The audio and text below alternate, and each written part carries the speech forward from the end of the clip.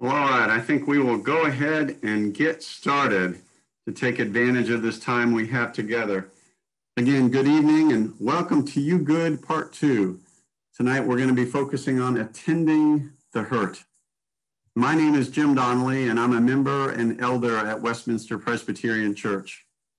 Tonight, this is the second in our series of mental health check-ins. We're taking time to acknowledge the challenges associated with this continuing time of pandemic and disruption and uncertainty. I'm pleased to be joined again by the same three expert guides as we continue this journey together. Reverend Caroline Sell is one of the pastors here at Westminster, and congregational care is one of her focus areas. Dr. Scott Young, he's a professor and Dean's Fellow of Innovation in the Department of Counseling and Educational Development at UNC Greensboro. Scott is also a member here at Westminster. And Dr. Kelly Graves is the founder and executive director of the Kellen Foundation, a nonprofit here in Greensboro that focuses on building resilience in individuals, in families, and in communities. Behind the scenes, as some people have already noticed, we have Claire Utley and Reverend Sam Perkins. Thank you for your support. Without you, this would not be going so smoothly. In February, when we had our initial program, we began to name and acknowledge the significant and varied hurts that each of us are experiencing and have been experiencing. At the end of the program, we invited input from our participants so that we could help shape the program for this evening as well as next month. One thing that came across very clearly is that we all have experienced both a variety and a lot of losses. Lost time with family and friends, missed rituals, loss of community, loss of freedom, just a lot of things across the board.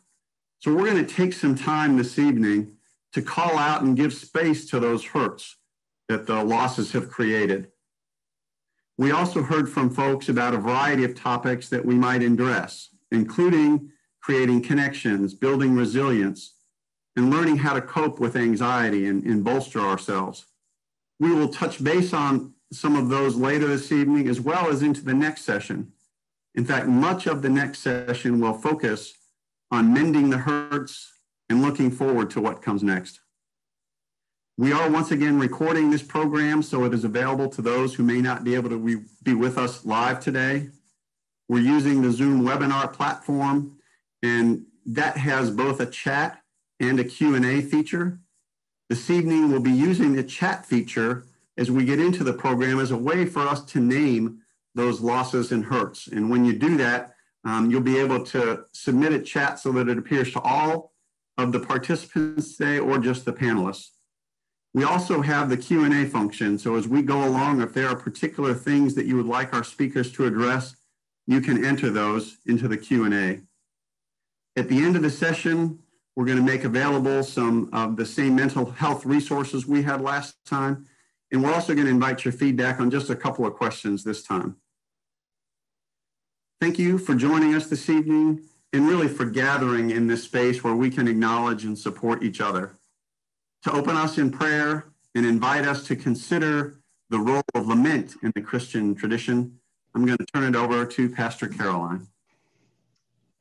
Good evening, everyone. Thanks, as Jim said, and a thank you to Jim. He didn't thank himself, but he should, because he's been a big, huge resource for us as we've planned, and I know as we go through tonight, we're grateful, Jim, for you. I am going to start us with prayer, and if you gathered with us last time, I'm going to start us the exact same way that I did then, which is with a brief breath prayer. So whether you're gathered with us now live or even watching this later, I want to invite you to put 2 feet on the floor if you can, if that's safe for you. Maybe put your hands on your lap. Consider closing your eyes if that's comfortable. And to pray and remember that as you breathe in, God is here. And as you breathe out, I am here. I'm going to do that 2 more times. So I invite you to take a deep breath and remember God is here. I am here. And one more time. Breathing in, God is here. I am here. Amen. So I was asked as we kick off tonight to start with talking a little bit about the Christian tradition of lament. One of the positives maybe of this year is some of you have heard of lament, and I wonder if a year ago you had ever heard of lament. It's something that we've talked a lot about over the last year, partially because this pandemic hasn't been something that we've been able to explain away or avoid or just kind of grit our teeth and clench our fists and bear our way through. We've had to face it one way or another. And in our tradition and in the Christian faith and in many other faiths as well, lament is a faith practice that has been very helpful in coping with the hurt and being honest with ourselves about the grief that we've experienced. Regularly use the word lament as kind of a substitute for the word regret. You know, I lament that I was so thoughtless, or I lament that I did that. I lament a choice I made. But the lament, as we're talking about it today, is a bit different than that meaning.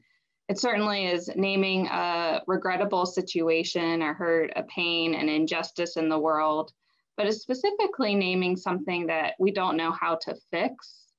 In our tradition, when something happens that we do have kind of an idea of how to fix or was avoidable, we have a different faith practice to name that, and that's confession and remembering God's forgiveness.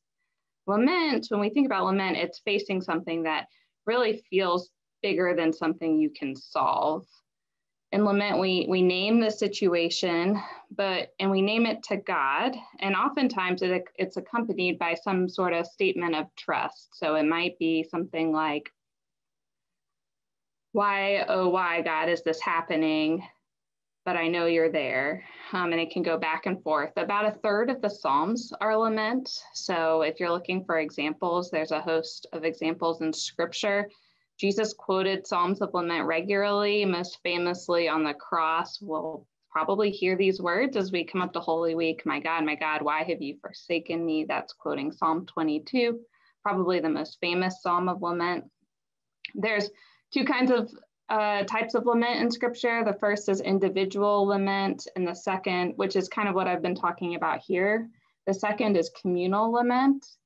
I have some sense that that's what we've really been missing during this time is communal lament. We talked a little bit in our last session about missing rituals around community gatherings, weddings, funerals are a time that we lament in community.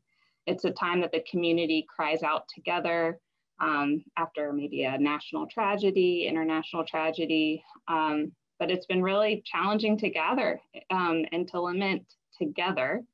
Now, I say that, but communal lament can be really tricky because sometimes it can be naming things that are happening in our public life. So it can feel like it can get political, and that can be challenging because we may not lament the same things.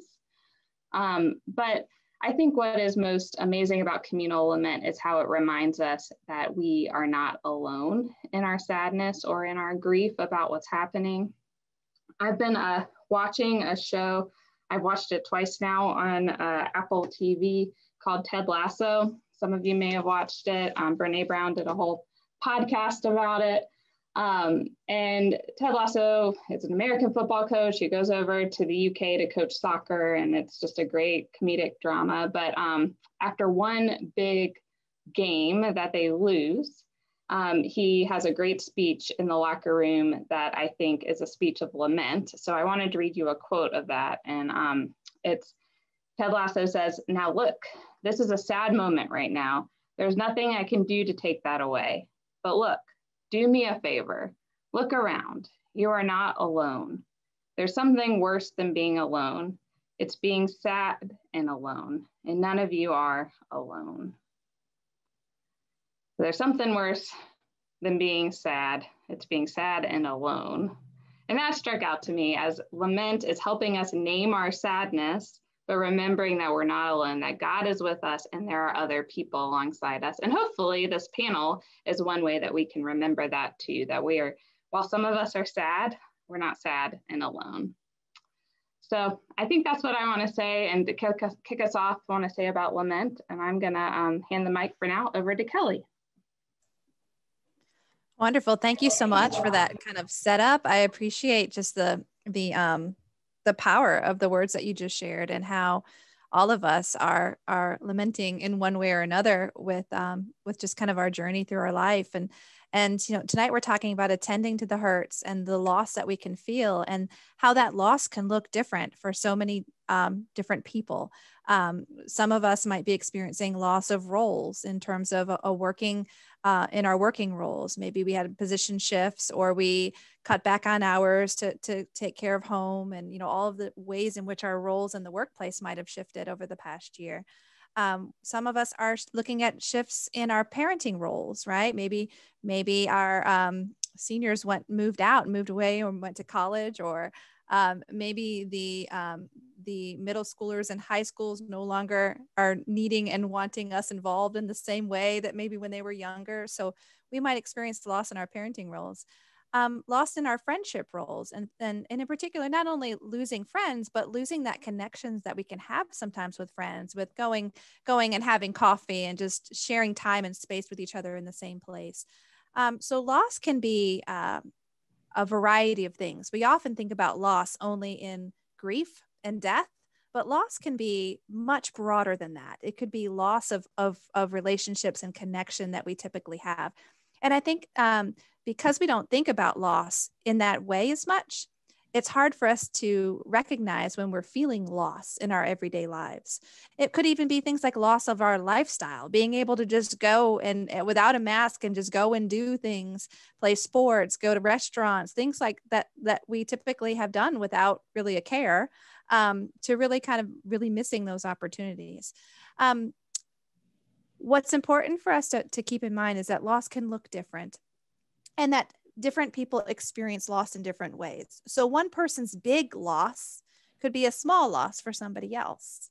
And one person, what perceives to be a small loss could feel really big for someone else. And so it's so subjective and so individualized that it's important for us to keep in mind that even though something might not be a really big deal to us, it could be a huge sense of loss for somebody else.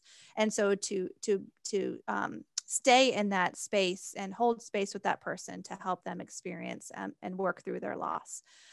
We can even have anticipatory loss, such as situations in which you have a relationship with someone who you might have had a certain kind of relationship for a long time, and that relationship has shifted. So for example, individuals who might be struggling with dementia, we talk about anticipatory loss a lot, where the person that you knew may no longer be that person.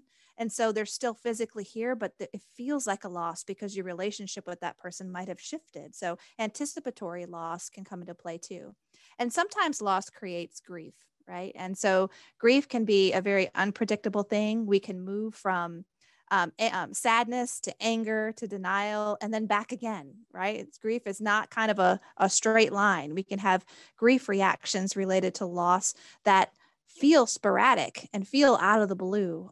And oftentimes when they happen out of the blue, we don't necessarily connect them with that feeling of loss. So attending to the hurt helps us to connect the dots in that way, and helps us to realize that my reaction and what I'm feeling is connected to that sense of loss.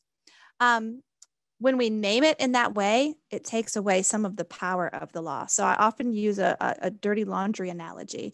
Oftentimes the stuff and the frustration and the sadness and the loss that we feel, we push down into a laundry hamper, right? We keep pushing it down. We keep the top on it. We keep pushing it and we keep pushing it down. Every once in a while when we open it up, it's like, oh, that stinks. Let me push it down a little bit further, right? The only way to help that air out and to let that energy, those negative energies out, is to take off the top, sort through it, clean it, and become new and fresh again. And so thinking about how much we're kind of pushing down and the loss that we're feeling only can sometimes amplify that. And so as we're attending to the hurt today, part of it is reflecting for ourselves, where are we feeling loss? And how can we name it and attend to it so that we can then do something about it? So as I pass the baton to my colleague, Scott, I would invite you to think about that. Where am I feeling loss in my life? And if you feel comfortable, feel free to share in the chat where you're feeling loss, and we can continue those conversations so that we can attend to the hurt and loss that we might be feeling at this time. Scott, take it away. Thank you, Kelly. And thank you, Jim and Caroline, the other folks behind the scenes making this happen. It's a really responsive offering that we're having here to try to help you all meet the hurt that you may be experiencing at any level. And one of the things you learn in the business that I'm in, and I guess Kelly is in, since we're both folks who sit with people when they're in pain, is there's these adages that you'll hear therapists say, like you can't heal what you can't feel, you know, those kinds of things. But that's actually quite true. And as Kelly was just alluding to, we do have a tendency and quite a bit of capacity actually as humans to push difficult experiences away from us. It's very much a way to get through things that are tough. It's a way to not have to sit in the discomfort that a particular event might be bringing into our lives. And that's certainly a strategy, but the actual healing of those kind of difficult moments and times in our life come from just the opposite of that. It's very much about claiming and honoring that we have been hurt, seeing it for what it is, and then in some meaningful way, give an expression to the hurt. So like if I walked up to anybody on the call and said, so how's the pandemic been for you? You might say, well, we've, this has happened and that has happened and we've missed this or missed that. But if I said to you, take a piece of paper and go walk out into the woods and you have half an hour, I want you to really write and reflect on all the ways that it has affected you. People, experiences, lack of experiences, stories that you've heard, people you've heard been affected by all of these things going on in the world in the last year. You probably have a lot more things you begin to get in touch with. Then I've asked you to come back and let's stand around and you read that letter out to the group. And we ask you questions about the feelings and the thoughts and the memories and all the pieces of that. You can probably sense how you'd really have a lot more nuanced connection to what this whole experience has been for you. And we've all had that. And for some of us, it's like, I would say one of the largest feelings that I've had throughout this last year is the feeling of privilege, of being relatively well off and protected and able to work from home. And the kind of guilt that brings, that it hasn't been hard for me personally, yet I know there is so much suffering. Because as a counselor, I sit with physicians, for example, who work directly with COVID and all the chaos that it creates in everyone's life connected to the medical community. And yet there's a sense of protection. But the point of me saying this is the invitation here is to see if you can put words on whatever way this all is affecting you, has affected you, or is affecting people that you care about. Even if the feeling is, gosh, it hasn't impacted me directly, but has really affected other people that I know or have heard about or care about. Any level of that is okay. I always say to folks, feelings are not value judgments. They're not truth. They're not right or wrong. They're just a biological expression of an experience that we have. And so they're there to tell us something about what this experience means. And what they almost inevitably need is a way to go somewhere, to either drive me toward action or to be held with that experience of the feeling, to give a place to talk about, process, and make meaning of that experience. And then the feelings will begin to just sort of settle out and get quiet. And so we're hoping in some small way that by giving you all a chance to say something to us as a group about what all this has meant to you, we can all kind of begin that process together. So with that, I'll give the mic back to Jim. Thank you, Scott. We're not going to give everybody 30 minutes and we're not going to invite you to go outside, but we are going to invite you to enter in the chat, as we've got at least one out there already, just acknowledging not only the source of the loss, but how it hurts. I know as a person who has gotten myself in trouble by filling that laundry basket that Kelly talked about, it's really important that we acknowledge it. And that's one of the things I've learned over time is the importance of recognizing that I have some dirty laundry and I need to tend to it. So we're going to take a few minutes, and Sam is going to play some background music for us. And I invite you to just enter into the chat. What is it that you've lost? What is it that you are hurting from, so that we can honor those losses just for a few minutes? As Kelly said, it gives us a little opportunity to connect the dots and recognize that the loss looks different for each of us, but it is still significant. A hurting heart is a hurting heart. And we want to invite you into this space to share these hurts in community. As Caroline said at the outset, we are not alone, and we can share these burdens with each other. So we'll invite you to fill up our chat. And again, you can chat so that it only comes to the panelists if you feel more comfortable that way, or you can chat so that it goes to all panelists and attendees. And then after we take a few minutes to do this, we're going to bless those hurts and then provide a little bit of space where we can reflect on those hurts as well. So please chat away.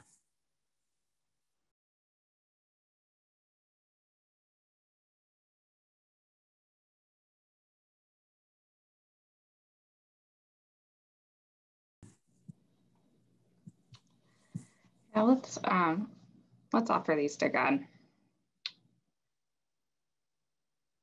God, we lift these hurts to you.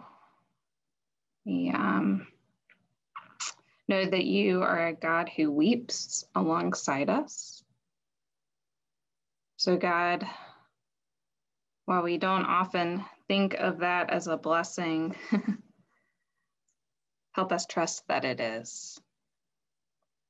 We lift losses of opportunities, lost time with family, young and old, lost everyday things like hugs,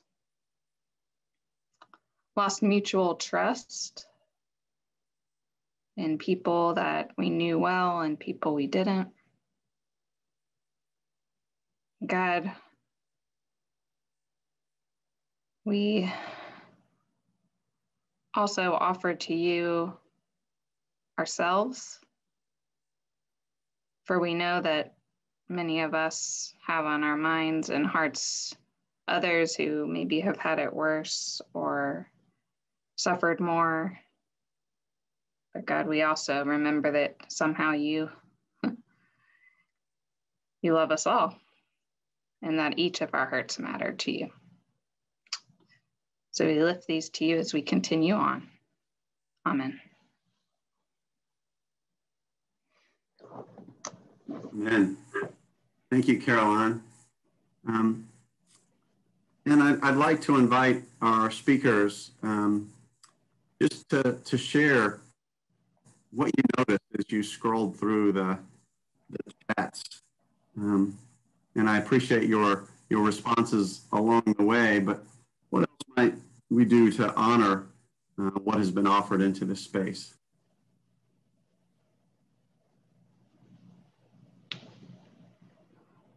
One of the things that I noticed in the themes throughout were that many of them connected to relationships and ways that we connect to other people. And so just, and things that we pre-pandemic likely maybe took for granted, like being able to give someone a hug or being able to go visit someone. You know, pre-pandemic, that might've been like another thing on the to-do list.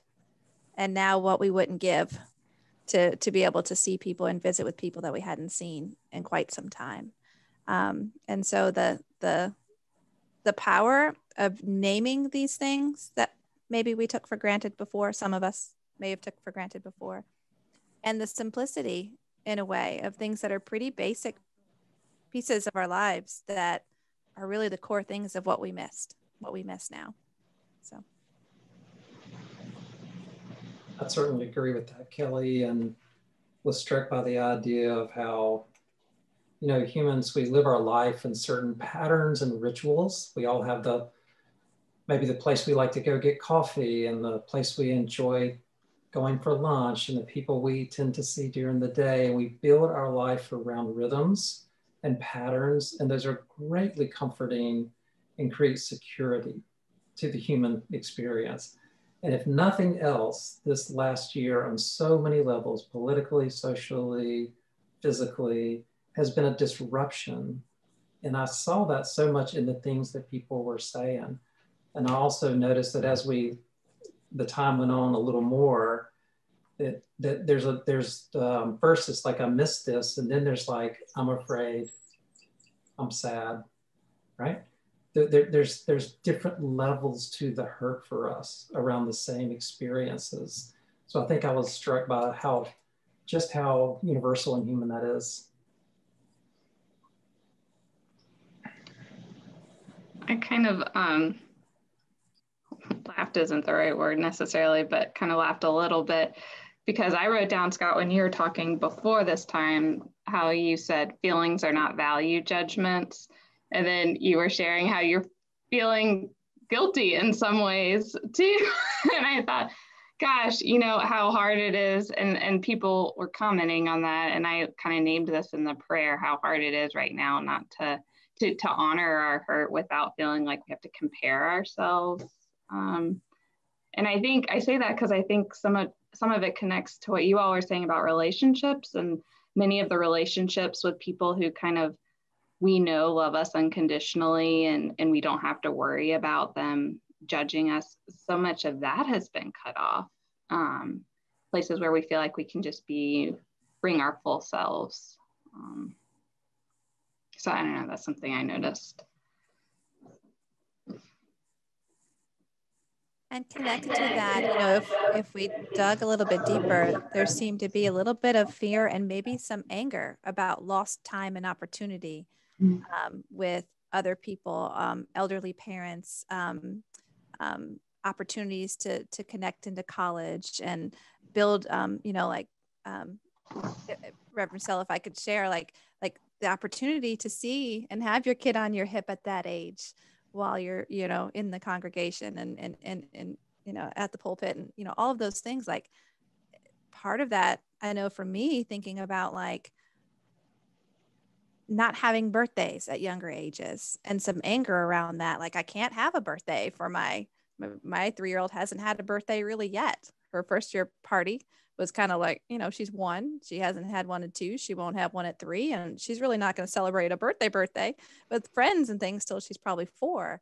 And there's some anger behind that too. And so it can go from loss to sadness to anger. And an interesting piece of that is all of those things are stages of grief and loss, right? When we talk about the 5 stages of grief and loss: denial, sadness, anger, reconciliation. And, you know, it's a kind of a process. And I think we saw some of those things in the chat box too, where everyone's kind of at a different, you know, level, and we can fluctuate, you know, around those levels as well. One of the things that I've certainly been aware of, Scott, and I appreciate your calling out the patterns, because I'm a person that pattern matters to, and that knits my life together. And without those patterns, I find that my margin to do other things is less. So it's not only that those things that knit my life together are gone, they sustain me in ways above and beyond those little things. And it feels like it's an amplifier, I guess, in terms of some of those hurts and losses. Because I don't have this makes even a bigger difference. Yeah, Jim, you bring into mind this idea. There's a neuroscientist named Dan Siegel. If anybody's into neuroscience at all, I'm sure you've heard his name because he's kind of famous in that world. But he talks about this idea that we all as humans have a window of tolerance, where within that window we're functioning sort of at our optimal state, best self, grounded in our lives, and feel like, you know, I can do this, you know, mentally engaged, emotionally feel balanced. But that window can change, the distance there based on stress and trauma, certainly, But on things like what we've been going through as well, when you have so many levels of unrest, uncertainty, fear, like on a political, social level, and then physical threat, people will either get like they're more hyper aroused and they're anxious and emotionally distressed and they feel kind of over like that, or they get hypo aroused and they feel indifferent, lethargic, maybe we would say depressed. But I would think if we're really paying attention, we would probably notice that at times through all of this, we felt that collapse. And one of the things that you're speaking to is, without those sustaining rituals of my life, I don't have much to draw from. So yeah, that makes a lot of sense to me.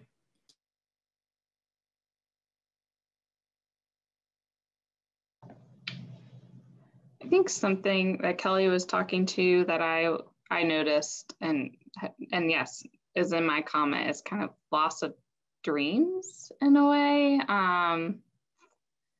I say that, you know, for me, I mentioned, you know, I dreamt, you know, or dream may not even be the right word, but kind of how we envision it's gonna go. Like I knew, like, I'm gonna be a mom pastor and it's gonna be complicated, and thank God she'll have 50,000 grandparents in the congregation, and then she's gonna run up on the chain. You know, I had like played this in my mind how this was gonna go, and you know, I saw that in other comments, like my mother is 92 years old, and so I need to see her more now because time is precious, and my child just is graduating from high school and college, and this is what it's going to look like. And so this like loss of dreams, I don't know, is kind of how I put it,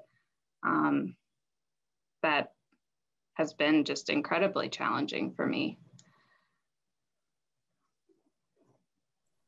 Yeah, and I also think about just from 2 to 92, kind of the realization of how precious time is, and the simple things that you know, that often we take it for granted, or that, you know, take as normal, that the precious gift of time, and the loss that we feel when we don't have that time at different stages.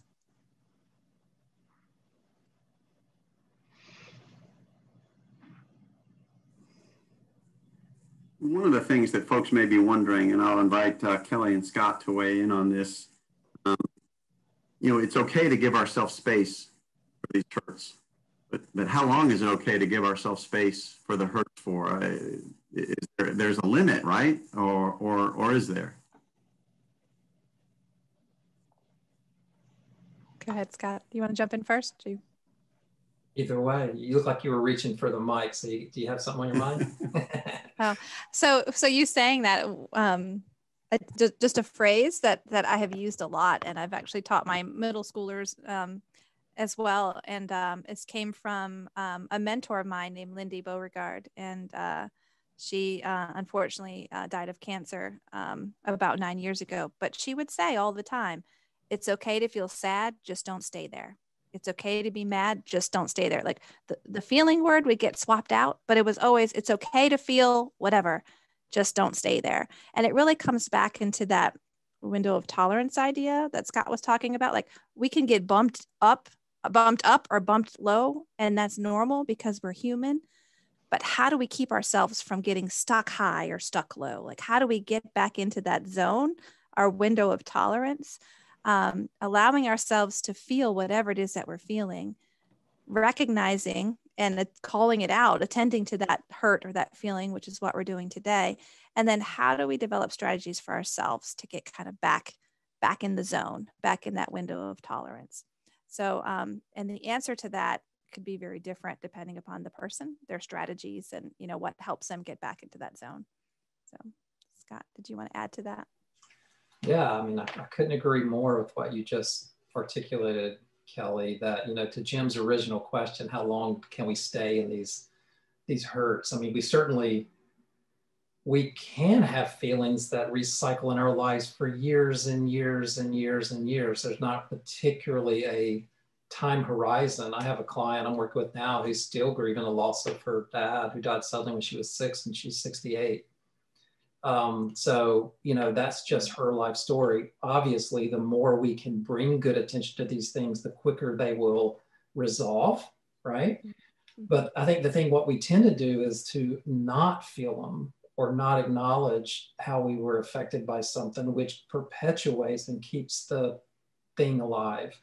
So, you know, to Kelly's thing, if you're thrown off of your game, so to speak, you're hyper aroused, then you need mindfulness and grounding and things that connect you to the earth. Go walk out into nature and hug a tree and like be grounded here. If you're down, if you tend to do that more, I would say, you know, physical activity, all I'm saying to people, get out of your mind that starts to loop around the negative, repetitive, not helpful conversation about whatever it is that you're thinking about. We know that the longer we stay in those really negative cycles of thinking or feeling, they tend to just kind of, you know, tighten up and stay there. So, you know, the point is, yes, I'm feeling this. And then what do I need to do to move that to a different place, a place that's more positive and helpful to me? Sometimes talking about it's enough. Saying this to other people is enough. And if it's not, then you can reach out for more help. And that kind of couples with the question that was in the chat box around how do you balance what you have control of and what you don't have control over? And as human beings, we thrive off of control and predictability. And if we've learned anything in the past year, it's that we really don't have much control or predictability in our lives. And this has just kind of highlighted that. It's not necessarily like it wasn't that way already, and to some extent in terms of us having the illusion of control. But this has really just kind of peeled that back and showed us that while we can't control a lot of things, we do have agency and control over how we respond to it. And really that I think is what can help us address the loss and heal and recover from the loss too, is we can't keep bad things from happening to us all the time, but our reactions and our responses to that are in our control. And so our reactions and our responses vary from person to person in terms of what works for them. But kind of doing some exploration on how do I get myself to a place where I feel in more control over how I respond when negative things happen or when curveballs get thrown at me. How do I stay firm in who I am and dodge and weave, adversity that might come to me, and also strengthen myself and my family at the same time. And those strategies can be different for different people. But I think that's where we can continue to feel like we do have control, a sense of control, that I can control how I respond to things, even if I can't control what's happening around me. What I'm hearing both of you guys say is that this takes practice too, and a willingness to experiment. Would you say that's true? I would say that, and compassion. And what I mean is, like, I'm often talking to people about these particular patterns that have gotten set up in their life that are troubling, to anxiety or depression or whatever you want to label it as. And we tend to say, oh, I shouldn't feel that way. I don't want to feel that way. I don't like it when I feel that way. I don't want to be sad, or whatever the thing is. And what I see again and again and again is that telling oneself that I shouldn't feel this does not change it at all. If anything, it makes it worse. It's very interesting. The paradoxical thing so much is like, there I am, anxious and afraid. And I bring that closer and try to open my heart and love the part of me that's terrified or scared. And that will just sort of help it to just soften just a bit. Or there I am being sad, or stomping my feet and protesting that I don't like this, I don't want this to be this way, or whatever it is we do. We all have our little things. But compassion for ourselves as we struggle is so much more helpful than trying to buck up and tell yourself not to feel that way. So I would say, really think about the power of compassion for your own experience and those around you. And I'll say that has been the most beneficial part of counseling for me in the past, is somebody to help me be compassionate to myself, because as someone who's wired, you know, to be a perfectionist, to want to over prepare, to, as I, you know, am guessing, just knowing our community, guessing there are other people on here wired similarly. It was crucial that I go to counseling and hear those words of compassion for myself to break that cycle. Otherwise, I don't know that I ever, well, I always will be working on that. But that's really helpful. And thank you for your vulnerability and sharing that. Oftentimes we're so good at taking care of everyone else, you know, our spouses, our loved ones, our kids, our congregations, our employees, our like whatever, whoever you're kind of working with, that we often put ourselves as individuals last, and don't necessarily take the same advice for ourselves that we give to everyone else. And so, you know, a part of this healing process is really naming that, owning it, and reflecting on what advice would we give to someone else, and what is it that's so challenging for me to take that same advice for myself as I name and heal from the hurt, and exploring that.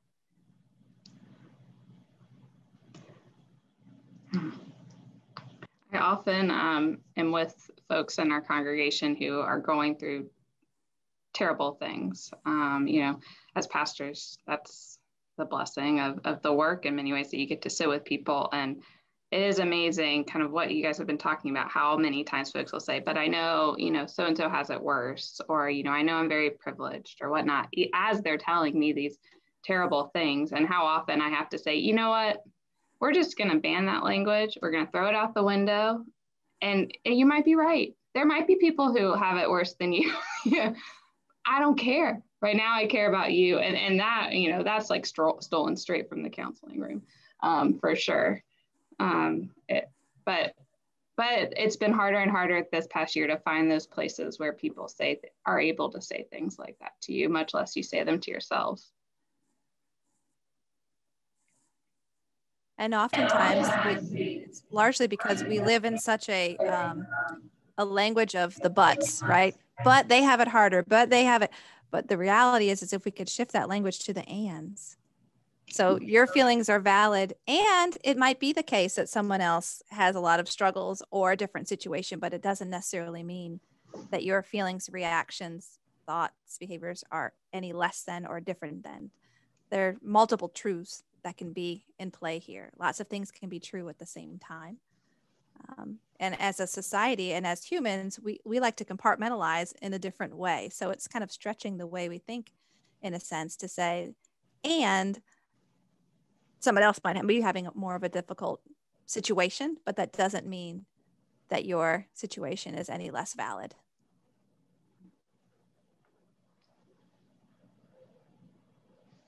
I wanted to just come back for a second and honor something both you said, Caroline and Scott, about practice. I know one of the really hard pieces, I think, of confronting these hurts is that when we move into them, as you said, Scott, rather than fighting them, but if we move into them, it's not comfortable. And doing that the first time and the second time and the third time, it's not comfortable. And it takes practice to recognize how I can handle those things. And that's just so important to give ourselves both a compassion that you talk about, Scott, but the space to allow that. It's just practice. It's not a case of failing or passing. It's just practice. And the more we do it, the better we get at it. And it's just critical. It's been critical in my journey anyway, of recognizing that it's practicing over and over and over again. Yeah, I couldn't agree more. And one of the places I think, you know, another thing I do in the church is around the contemplative ministry. And I think any kind of practice that takes us down into ourselves, prayer when we're really quiet and listening, sorts of prayer, or mindfully aware of what's happening in ourselves, whatever is there comes up. Like whatever is in you comes more and more to the surface. That's both good things, you know, feelings of love and compassion, as we were talking about, but also these sort of patterned ways of showing up that can be hard for us to see in ourselves, right? It's really sometimes difficult to see what I actually am. I was doing prayerful contemplation meditation this morning and saw this pattern really clearly this morning. I'm 57 years old, but I know it got set up when I was 5. You know what I mean? So the work never ends.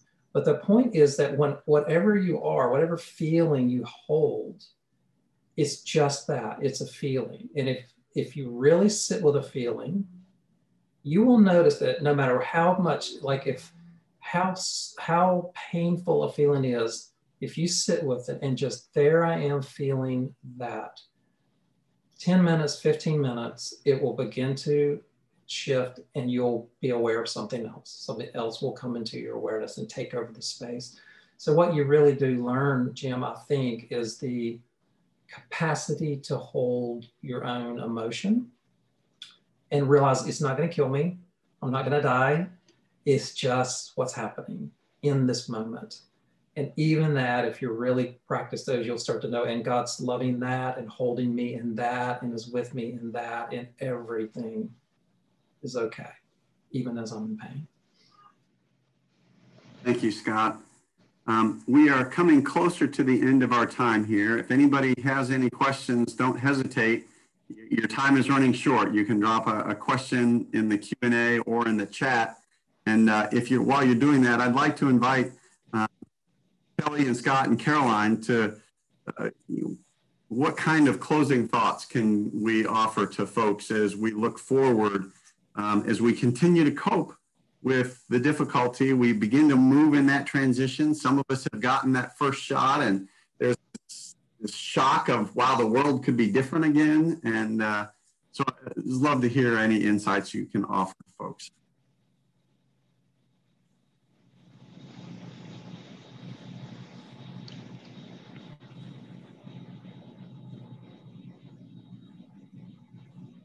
Well, I was going to wait because I had just been talking, but I can say this, we have been saying showing up for yourself in ways that are compassionate, but I would also, the other side of that, like we were talking about the window of tolerance and how it's different and it can move a bit for us, is showing up with the same compassion for others as we begin to get back out there in the world. And, there's going to be a lot of need to process what all this has been like for different people and the people we began to reconnect to, re-encounter in new ways or haven't seen in a long time, that just knowing that it is a real gift if you can be with someone and let them really share and talk through what all of this weirdness has been like for them. And it certainly won't be the same as it was for you, but the point is, like, deep listening is an absolute gift. So if you're inclined that way to do that, that would be an awesome thing to do for others as well as yourself.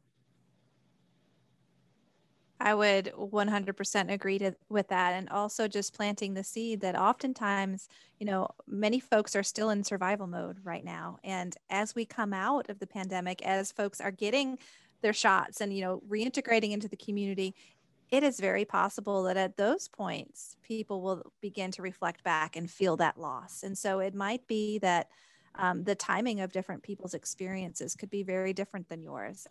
And it doesn't make it less valid, right? So those and statements still come into play, depending upon when people are ready to process, the last year and things that have happened with them. So knowing that includes for yourself, being gentle with yourself. If you find that 3 months from now, 4 months from now, a year from now, you're struggling and with some of those feelings, that's actually a very normal thing. In response to a very abnormal event that we've all experienced. Sometimes those reactions can be delayed. And so I think that's important for us to keep in mind too, so that we don't lose the connection between why we might be struggling or why we might be feeling a certain way and how it might relate to the past year.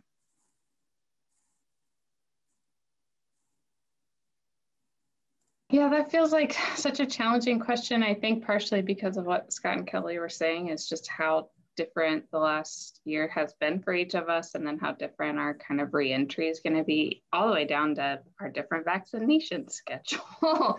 I really want to plan like a big homecoming, this is when we're back Sunday, but I can't, because there's not going to, like, that Sunday probably isn't going to exist. We're all going to re-enter at different times now, especially to church life. Now, I am incredibly biased, but I think at some point it'll be worth it to re-enter in some way. And And that, I think that's going to look different for each of us. For some of you, it may look like, reconnecting with a Zoom group to start with. Some of you, it may look like coming to outdoor worship. Some of you are going to wait until children and families can be in worship together and it looks a little bit more normal. It's going to look different, but I am incredibly biased, but I think it's informed partially in our kind of talk about the need for community. And I really do think we need that as we move forward. And I pray that we can be a community that reflects what Scott was saying, that can deeply listen and honor one another as we move through this differently with each of our own individual journeys. But I guess I should just be honest and say, come on back. We miss you. Well, thank you, Caroline. Thank you, Kelly, and thank you, Scott. I appreciate your time and your openness and your insights in creating this space where we can honor the hurts and begin to think about what's next. In the chat, if you haven't noticed already, there's a link to a form that we'd invite you to fill out. And today, we're just asking you if you want to be contacted by a Stephen minister or by one of the pastors, or if you'd like to get a copy of our resources. Again, we shared it in the first session, but certainly we've got that same resources that we'll send out again. So I invite you to fill out that feedback, and we're going to do that at the very end of the program. And so before we close, I would like to turn it back to Caroline to offer us a final prayer over our evening. Yeah, before I pray, I guess as Jim was talking, I thought it was worth just explaining what a Stephen minister is. Just if you're not familiar with that ministry through our church and many other churches as well, these are just deep listeners, really, to kind of summarize it, which is why I thought it was worth describing at this point, because we've talked so much about the need to have folks who are willing to listen to us. Our Stephen ministry is going right now. It's active mostly by phone call and Zoom. Some pairs are meeting outside. But if you think that you could just use someone to kind of non-judgmentally listen to what's going on, that's a great ministry that we offer through the church, folks who have done a lot of training. And you can kind of back out at any point too. So it's very confidential. No one knows you're doing it except for you, the leader of the ministry, and your partner. So just encourage you, if you think if you felt a nudge in the last hour to enter more spaces of listening, to go ahead and check that box, and we'll get you lined up with someone. So, let's close with prayer. God, I thank you for the gifts of especially Scott and Kelly sharing with us their expertise on how to tend to the hurt that we've all experienced, though differently for each of us. And I thank you especially for that sacred time of being able to name our hurts in the chat out loud to one another, to remember that we're not alone.